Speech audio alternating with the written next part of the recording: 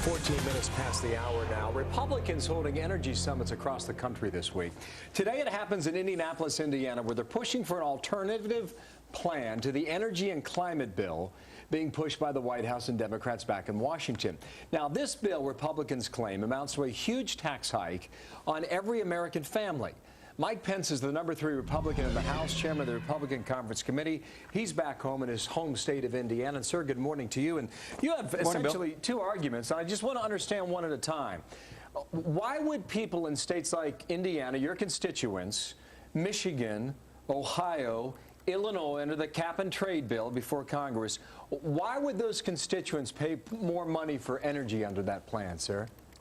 Well, under the cap-and-trade legislation, the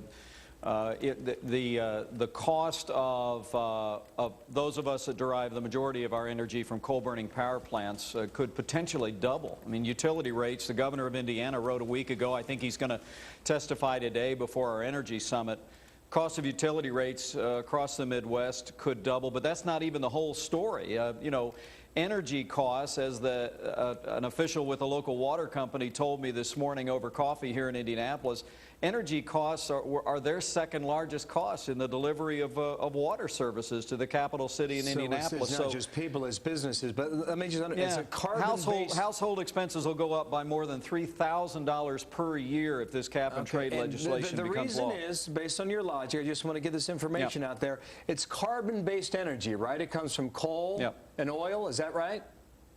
Well, traditional fossil fuels, those that produce CO2, are going to be faced with this, you know, these new caps and this complex scheme. But basically, it's going to be an enormous revenue stream to the federal government.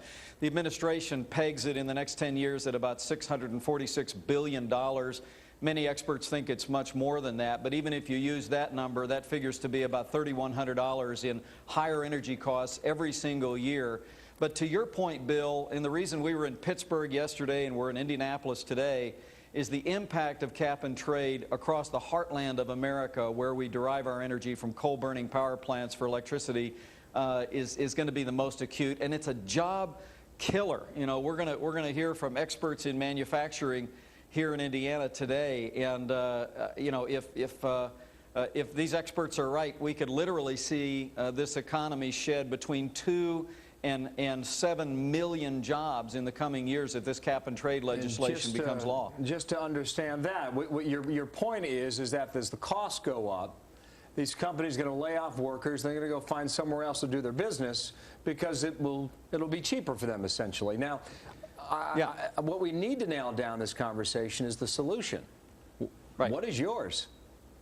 Well, we're working on that as well. I mean, part of the reason that we're crisscrossing the country with these energy summits is to make the case against the national energy tax and the cap-and-trade bill. But to your point, we're also listening to the experts and getting ideas for our new version of the American Energy Act. Our solutions group's been charged by John Boehner to develop a Republican alternative. And that alternative is going to encompass giving the American people more access to traditional sources of energy, coal, natural gas, more of our own domestic reserves. But we heard yesterday in Pennsylvania about things like carbon capture and sequestration, new clean coal technologies that this country ought to give incentives to. We ought to encourage the development of those things. That, in combination with more exploration, more nuclear power, more solar, wind, you know, we can have a bright future of energy independence here in the United States that's grounded on the strengths of our economy. We don't need to pass a massive national energy tax on every household and every business in America, Bill. When it comes to nuclear, I guess if the French can do it, we can do it, but we've been very resistant to it for 4 decades now. I've got we're going to be in California tomorrow talking nuclear. This is what I understand. You might have the votes in the House to pass it, but not on the Senate side. Is that a fact, yes or no?